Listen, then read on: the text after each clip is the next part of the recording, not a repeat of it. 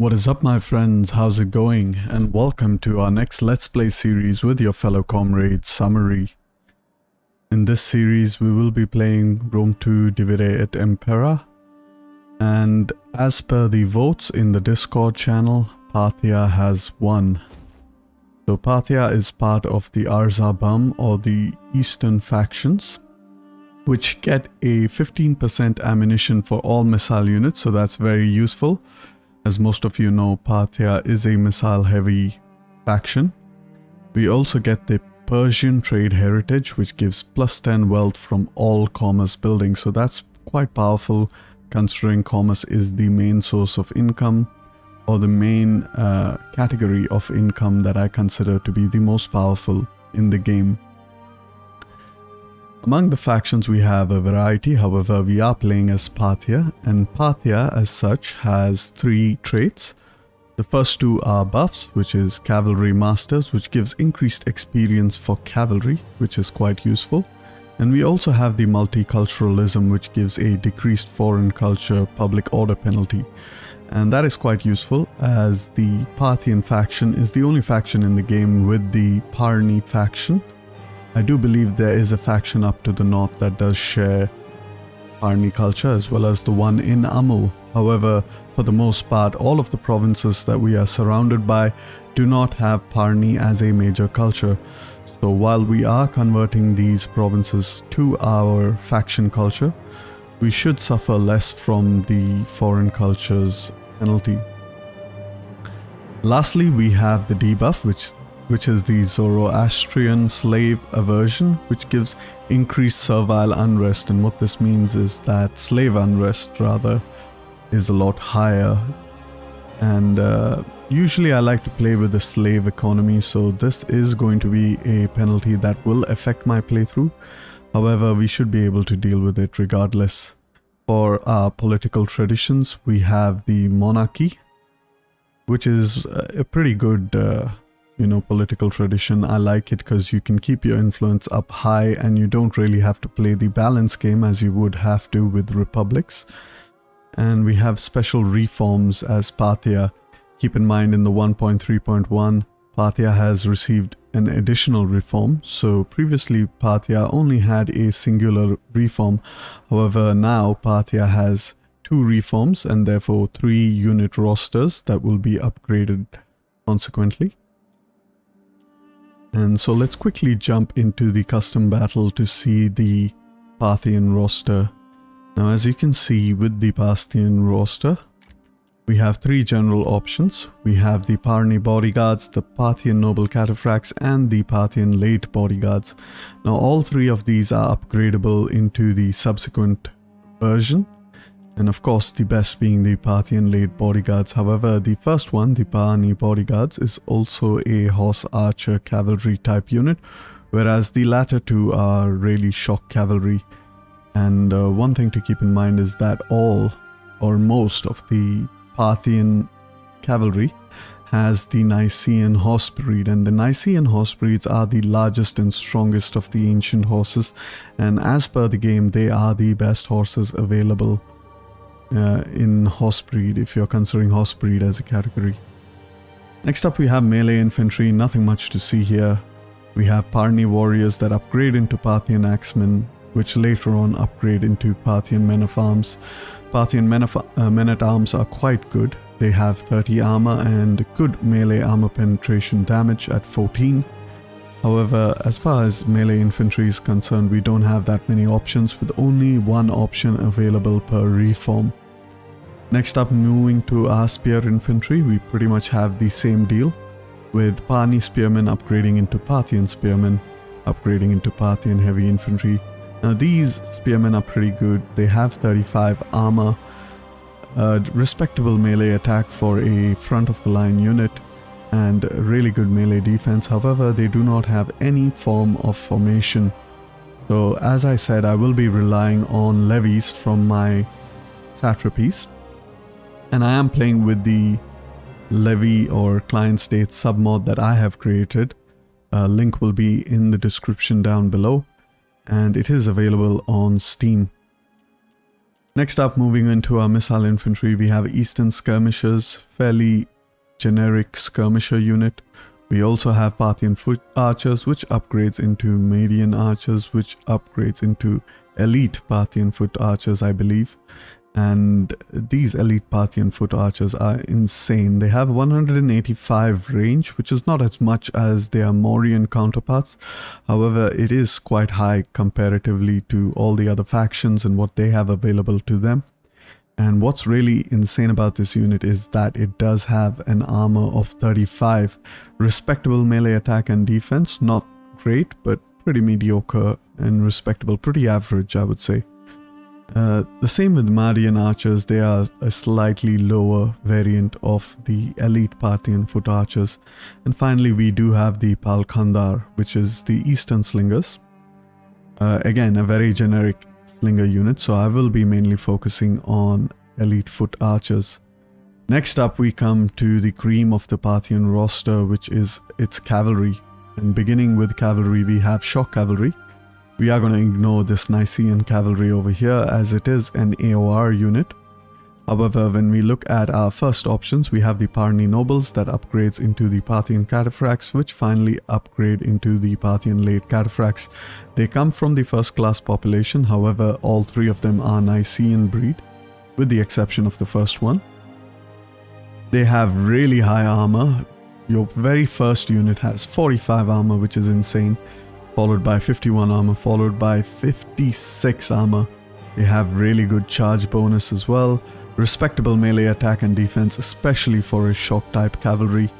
And they have really good weapon damage at 20 regular damage and 13 armor penetration damage in the last variant. However, the ones before have 1910 and 1812, which is nothing to scoff at. 1912 and 1812, which is nothing to scoff at. And finally, for the shock cavalry, we actually have one of the best camel units in game, which is the Parthian camel cataphracts.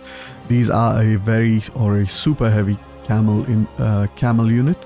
They have 51 armor and 15 melee attack, 6 melee defense. Not really that great. However, they do have 5 ammunition, so they kind of hurl their javelins right before a charge, which is quite useful because you can break the enemy cavalry's charge with your precursor javelins.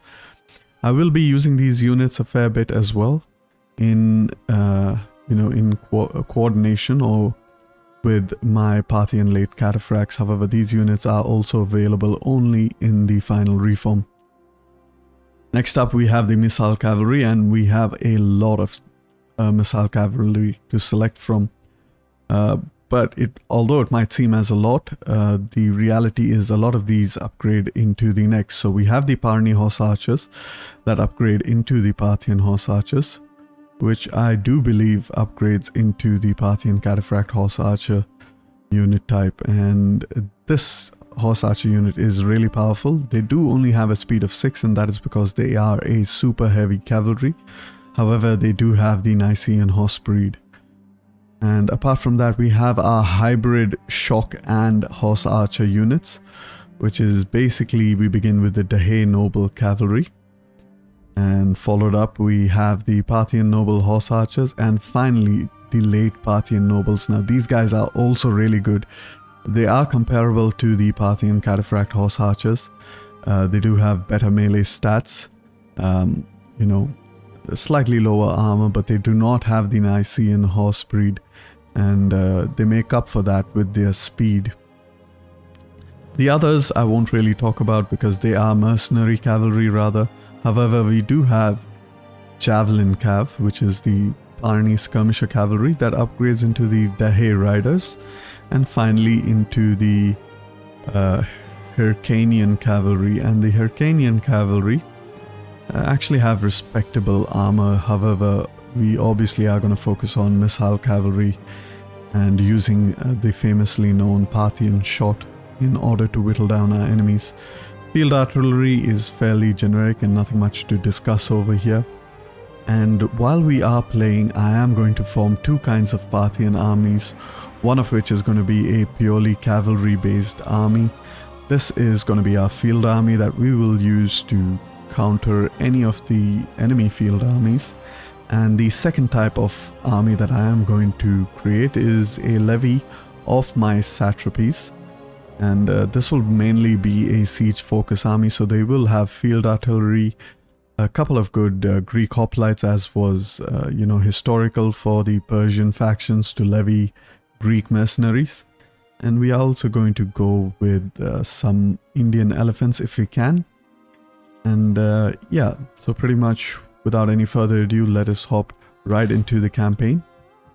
Go ahead and select the Parthian faction, and I will see you all in the campaign.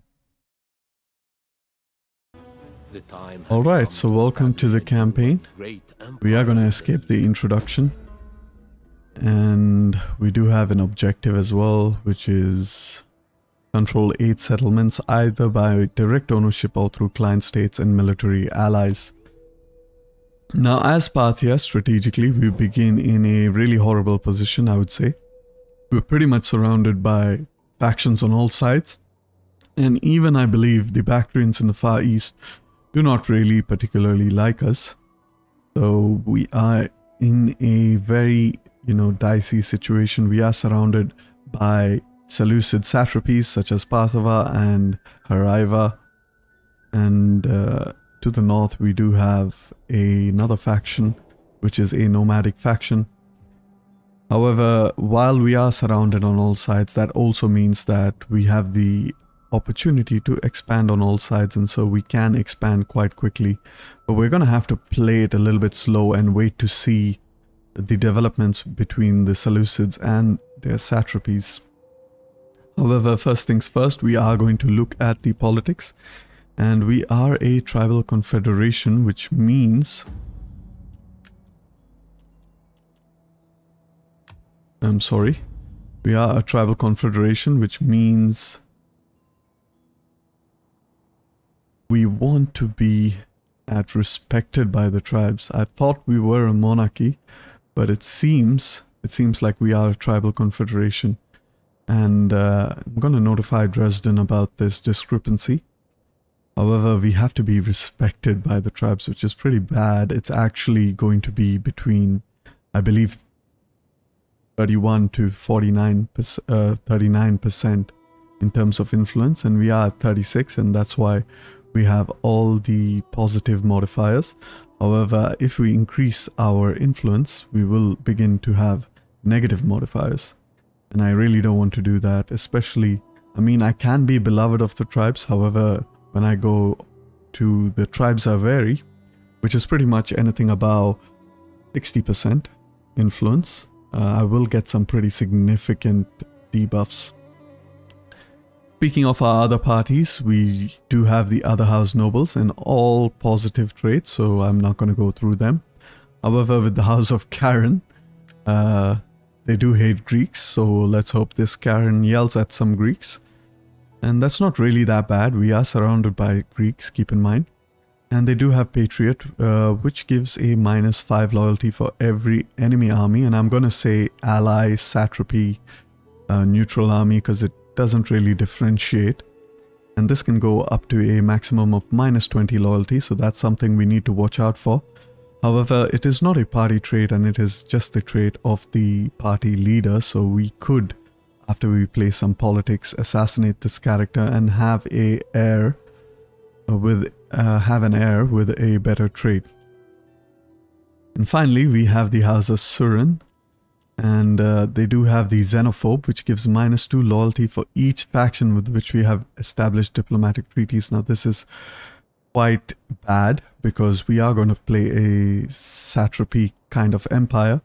So for every relationship that we have with our satrapies, we are going to get -2 loyalty. However, it does cap out at -10, so I think we can deal with it fairly well. As far as populist is concerned, that does give a -10 per each level of taxes above average. So if our taxes are high, we get -10. If our taxes are very high, we get -20. However, I am going to play with our taxes on low for as much of the game as possible, since I have gotten a better grasp of economy, and I do recommend keeping your taxation on low for as much as possible in order to stimulate settlement growth. Next up, let's look at our dynasty. We have Arsacus, who is the king of the Arsacid dynasty. He is married to Nzaze. He does have a brother, Tiridates, and a son, Arsacus. I'm guessing Arsacus II. The son is too young to educate. And Nzaze doesn't have really good stats. She has 433, so we are going to have to wait for one of these characters to have better stats in order to begin our political game. However, with that said and done, let's move into the very next thing, which is our diplomacy. So in the diplomacy, we are surrounded by, as I said, satrapies of Seleucids. We have Heraiva and Parthia. We do have the Asagata as well. Bactria isn't too friendly with us. However, I'm going to see if we can establish a non-aggression, and we can't. The Dahe is a military ally,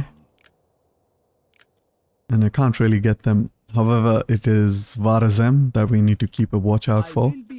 They do not like us. They do share the same culture as us. However, they absolutely do not like us, and there's nothing much we can do for diplomacy. So let us hop on to technology. And as far as technology is concerned, we can go the route of management. And we can build a table, so that's pretty great. As far as technology goes, I do want to research signaling because it gives -3 upkeep cost for all armies, so that is quite useful, especially in the early game. And after that, I do like to go for that extra growth rate. Let's have a quick look at our army. It is headed by our faction leader, and I am going to name it Horde 1 Parthia. And quickly going to see what we can recruit and what we can't recruit. Can't really recruit anything significant. However, if I do upgrade this into, then I can get the Daha Uazdete. I guess I'm kind of butchering that name. This is a fairly good horse archer cavalry unit. It is a combination of a lancer plus horse archer unit. And we can also get access to our Parthian nobles, which is our shock cavalry for the early game. So we're going to have to kind of go ahead and upgrade that. Meanwhile, I do want to get some dignitaries. So we can get the tax rate. So this guy is pretty good. So let's go ahead and get him for that increased tax rate. And we can also get a spy. Now, I don't really want to focus on Zwarazem as soon as possible. And that is because they are a walled settlement. And that's a pain for nomadic armies to deal with. However, I can attack Heraiva if the developments of diplomacy favor us in the end turn. However, with our dignitary hired, we are going to go for our spy. And with the spy, we have 1% chance of success in all actions. That's pretty good. This is more of a defensive spy. So let's go for this guy. And yeah, let's go ahead, and we forgot to select signaling. Let's go ahead and select that, and we are going to save the game. Parthia episode 1. And I guess with that we can go ahead and end the turn. I mean, I could send out a character on a diplomatic mission to kind of try and secure some provinces, especially from Parthia. And actually I am going to do that. I'm going to see if they will give me a trade agreement. It's on low. Heraiva can give me a trade agreement, however... Oh, they won't give me a trade agreement. Yeah, so I'm not going to risk losing any of my characters. They're quite important. I could marry off this character. Excuse me, I am actually going to put my phone on silent. I forgot to do so. My apologies, please bear with me while I do so. And yeah, we can actually marry off this character. That's quite useful. So let's go ahead and find him a spouse. And his spouse has 6 zeal, so that is really useful. We are going to send this character to actually improve the public order in Parthia, so that she gains some gravitas as well as some rank. That's great. Meanwhile, now Nisa is gaining public order per turn. So let's go ahead, quickly end this turn, and I will see you all in the next turn. Welcome back to the next turn. Character has returned from the mission. Meanwhile, our dignitary over here can begin to deploy in Nisa. We are going to move our spy towards... believe Marv would be the better option, since, you know, it should be easy to kind of declare the war against Marv. And a war has been declared, the Dahe versus Varazim. That's good. Kind of distracts them from facing off against us. And there's pretty much nothing much to do for the remaining turns. I mean, we could send this character for, you know, gaining some food as well, in order to give her even more gravitas. And we are going to do that.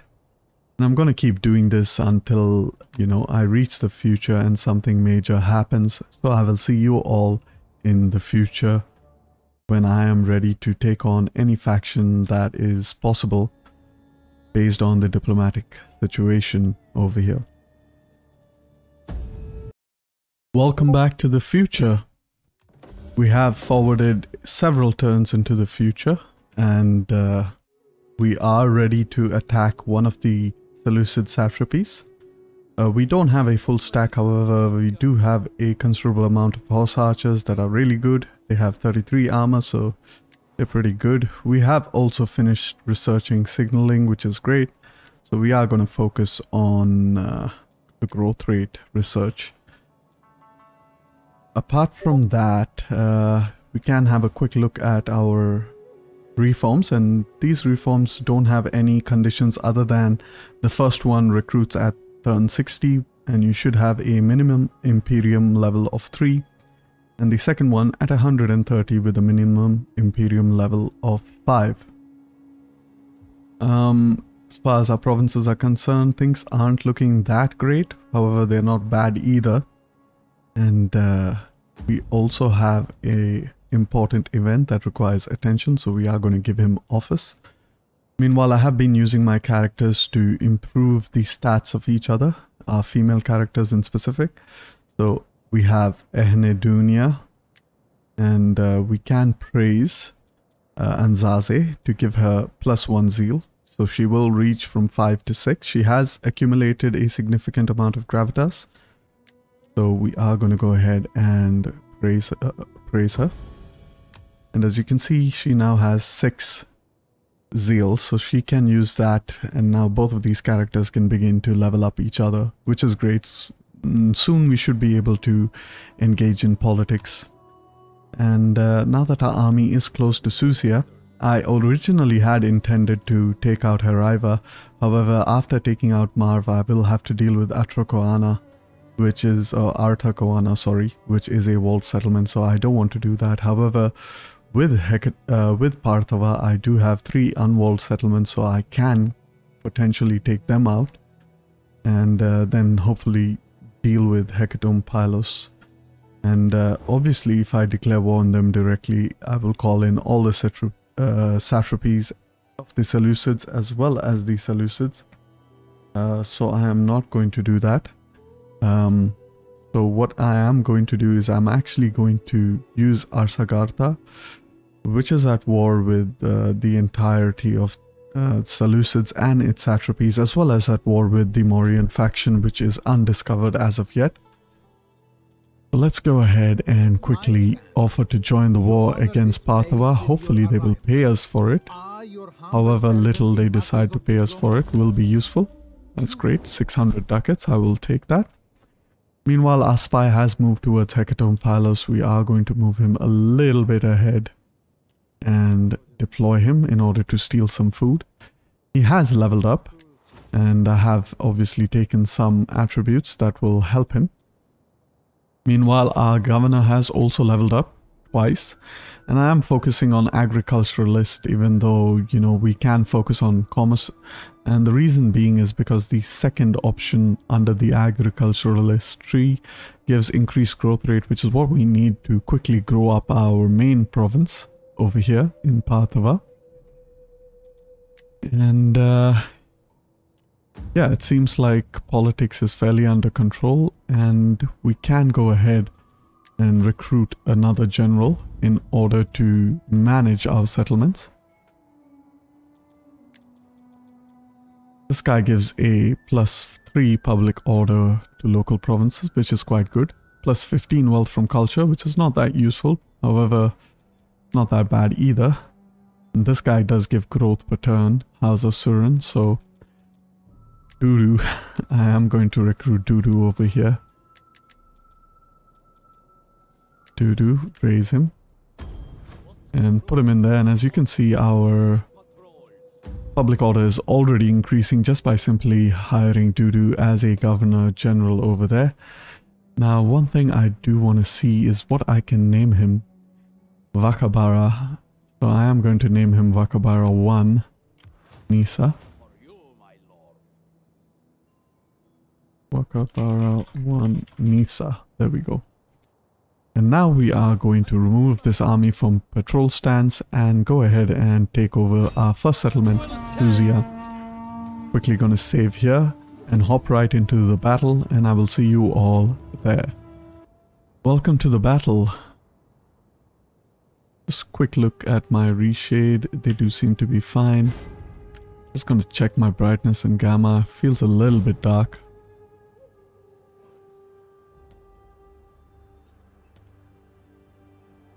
And that's because it is actually in the evening. We're going to quickly organize our armies into several squadrons of horse archers and deploy them. And we are also going to toggle on that skirmish mode for everyone. Our general doesn't have it, so there we go. And let's go ahead and start the battle. So we are going to move up our armies closer to the enemy. And the enemy is just a simple garrison unit, so they shouldn't be anything to, you know, be afraid of. They do have some levy tier spearmen. And of course some very light missile infantry. They do have a medium spearman, and that's something we need to watch out for. They do have a couple of those units, as well as I'm guessing the general is a very light spearman, so just a couple of medium spearmen. These are the guys we need to watch out for. They do have 25 armor, whereas the lighter variant has only 8 armor, so that's pretty good. And now that our horses are in range, we are going to slowly begin to spread them out a bit in order to attack the enemy from all sides as possible. Horse archer armies are really powerful, however you do need to manage them. Let's go ahead and do that. Meanwhile, this guy can move all the way to the back. We are slowly going to encircle them. Now we could enable the Cantabrian circle for these guys. They are at a decent distance.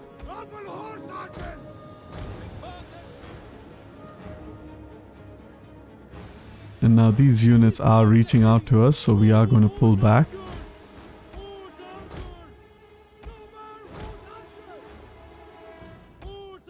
Just going to disable that Cantabrian circle quickly. You over there, disable it. Move out. Move out. Move out. Get our horse archers close. These missile units are kind of isolated, so we can attack them. Meanwhile, so are these. So we're going to toggle on that melee mode and attack them.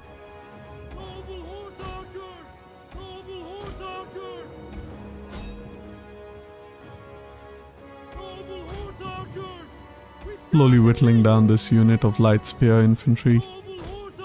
Gotta keep a close eye out for our general, since he doesn't have the skirmish ability, so he will take, you know, he will get caught in melee if we're not careful. Meanwhile, this unit is fairly exhausted and depleted, so we are going to just charge him and wrap it up over there. And get our group 2 out. And among Group 4, I believe it's these two cavalry. We need to get them out as well. Group 2, toggle off that skirmish mode. Sorry, the melee mode. Quick look at our general. He's doing well. This unit is fairly done as well. Get these guys out of there.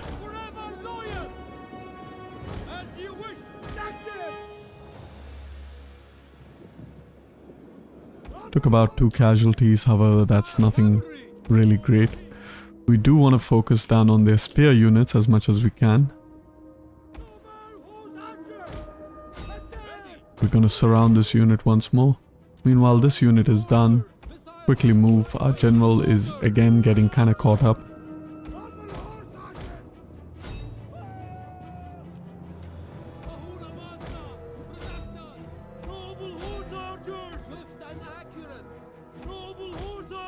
Get this guy in the gap over here and we will try to charge this guy from both sides. Meanwhile, this cavalry did end up getting caught. They are losing decisively because of it. They are on skirmish mode, so I have no idea as to why they aren't really.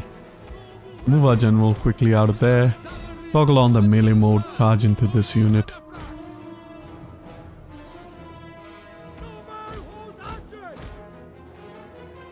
And of course, this unit is the major problem.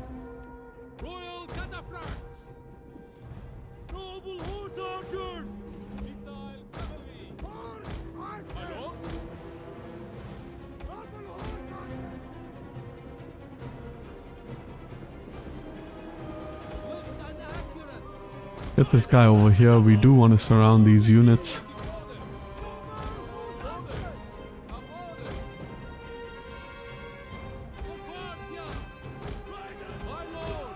Get our general closer. And it's pretty easy to use horse archers actually. They are really powerful. We do have about 20% of our ammunitions remaining. And the main problem will be these couple of guys over here. Move these guys behind.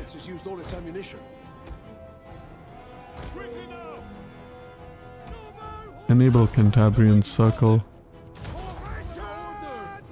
This guy has used all of its ammunition.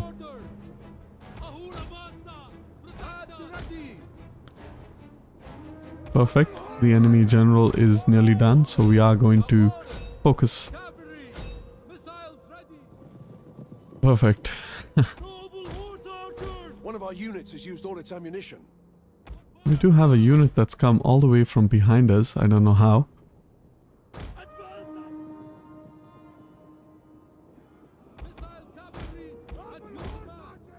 Get our general out of there.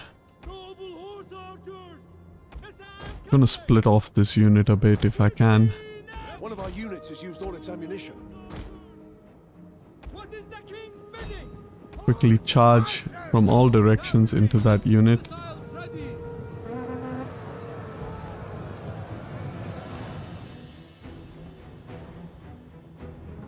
And they should be done. Meanwhile over here I can also attack another unit. Try to hit it from behind. It is not prepared for this charge, and as it turns around it gets hit by arrows in the back. Quick and easy. Now this unit over here is quite threatening, but we are going to surround it and quickly deal with it. Get these two guys over here.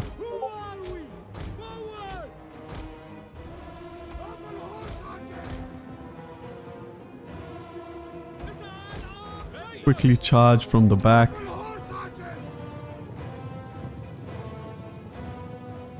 Get these guys to charge from here, divert their attention. They will be pretty confused, they won't know which side to face. And as such, they're quickly going to drop like that.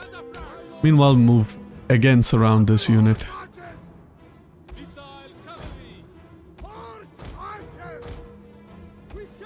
Stop your Cantabrian Circle and line up over there. Meanwhile, move our general out.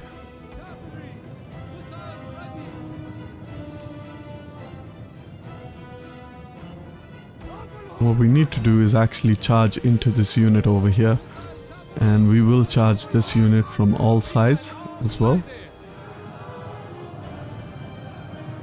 This unit wasn't prepared for the charge, and this unit is absolutely caught off guard. And just like that, a very easy first battle with minimal casualties, about like less than 50 casualties. So yeah, with that I'm going to end the battle, and I will see you all in the campaign. Alright, we have taken over our very first settlement of Suzia. We are going to peacefully occupy it because it is Parni culture. And with that we have also kind of leveled up our Imperium level to level 2. We do have a fair bit of...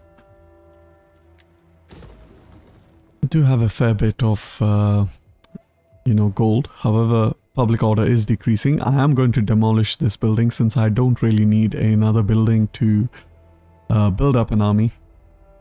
And yeah, pretty much going to end the turn. What I am planning is to make this province fairly hybrid province, which kind of serves as a military recruitment as well as an economic, as well as a food generation province. So yeah, let's go ahead and quickly end this turn, and I will see you all in the next turn.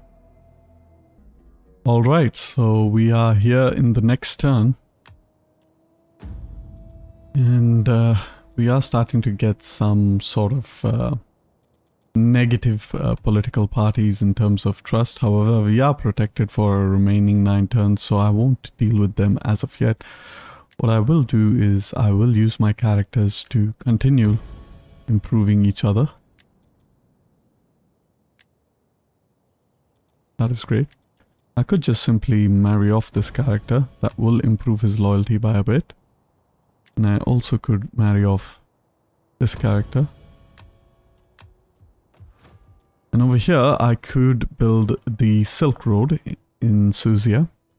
And that will give quite a lot of income. However, I do want to keep an eye out for food. So I might actually build... this kind of consumes food, so... And only this one gives food. So I might actually have to go ahead and... how much economy it gives? 120, which is actually pretty bad. So it is really a choice between 120 and of course 425. It's a no-brainer, 425 all the way. However, yeah, I am just gonna go for the food because I will run out of food fairly quickly. And can hire a couple of... I could embezzle funds. That should give me a bit of coin as well. This guy has a bad trait, doo-doo. Hates the Romans. It's not that bad, so I can keep him. Now that I have embezzled funds, what I am going to do is... I'm going to move slightly towards Sadrakarta. Keeping in mind I still want to be in Suzia. And I am going to recruit a couple of cavalry units. About 3 more. That should do the trick. And can I hire a general? I can hire. And I do want to get the House of Surin guy, Parthia. So I am going to hire Parthia. There we go. Raise army. And I'm going to rename him Vakabara to Suzia. There we go. Perfect. And with that, we are ready to end the turn, and I will see you all in the next turn. Alright, here we are in the next turn. It is winter, but we can reach Sadrakarta. So I am going to go ahead, attack Sadrakarta, after which I do believe we are running out of time. And we will go ahead and end the episode. Meanwhile, we do have decent buildings in Sadrakarta. Our economy is suffering a little bit. We are going to be bankrupt if we don't change something fairly soon. However, let's just go ahead and attack Sadrakarta. and I will see you all in the battle. Alright, so the enemy has decided once again to sally out, so we are going to begin our deployment. Same thing, we are going to select several groups. Double click on all of these guys, toggle the skirmish mode. We are going to start the battle straight away, even without properly deploying, because these are horse units, cavalry units, so it should be fairly easy to you know, quickly get into formation.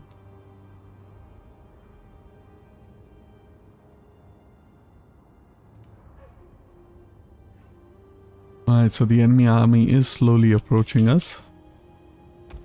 And we are going to move our horse cavalry on the left and right flanks to a little bit of a more extreme position. Move our general up front. Actually, I am going to move my general all the way around so that he doesn't get caught out.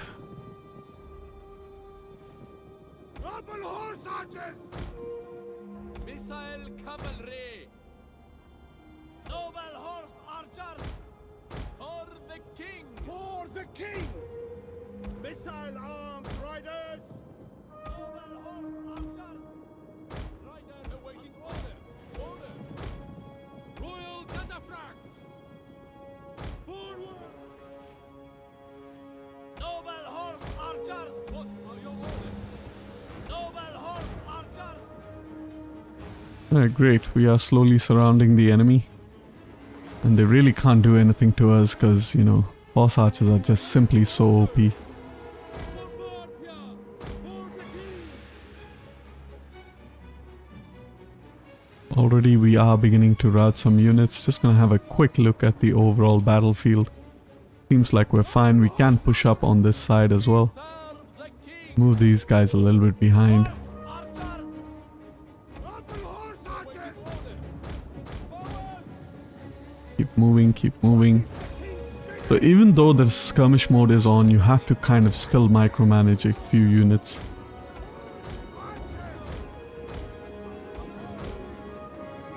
And you can't just completely ignore them, because they can get caught out still, like this unit over here.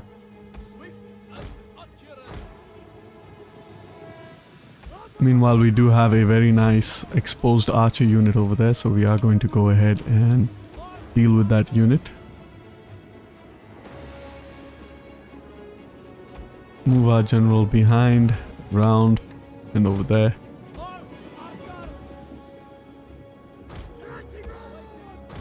Another exposed archer unit that we can charge into. We await your order! My lord! Noble horse archers! Quick! Orders! We are at your command! Noble horse archers! Our orders! Okay, perfect. Noble horse archers! Missile Get these guys out of there. Hurry up. we understand! Just keep spamming this so that they keep moving. We did lose a couple of units.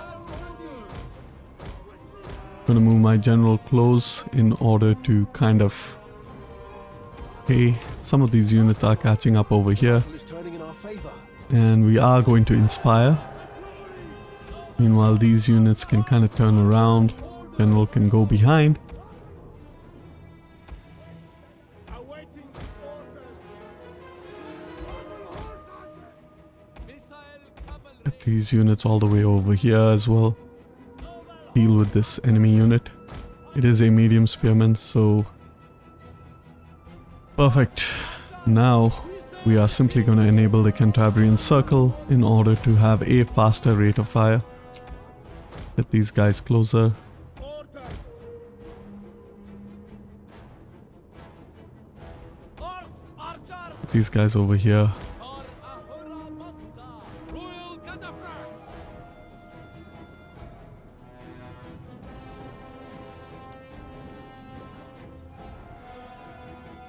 And as can be seen, nothing much they can do. They are going to take a lot of casualties now. Gonna continue firing against these guys. Cavalry! Missiles ready! One of our units has used all its ammunition. Which unit? Our general has used all of his ammunition.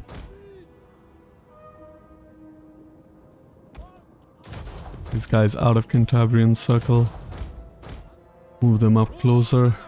We are going to begin charging from all directions. Double horse archers! Ready! Royal cataphracts! Swift and order! One of our units has used all its ammunition. Double horse archers! Missile ready! Quickly charge uphill so that they turn around. And then we are going to charge downhill. There we go. This unit can charge from all directions. That unit is dealt with adequately, so we are going to move all of our units over here.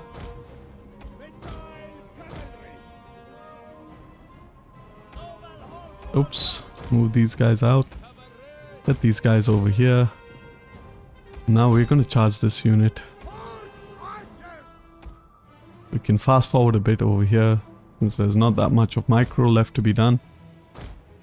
And we are going to charge this unit, kind of confuse it. And there we go. With that, we have won the battle fairly easily. Haven't taken a lot of casualties once again, and this time we have done even better. We have lost 8 units over here and 10 units over here plus 2, so around 20 units only.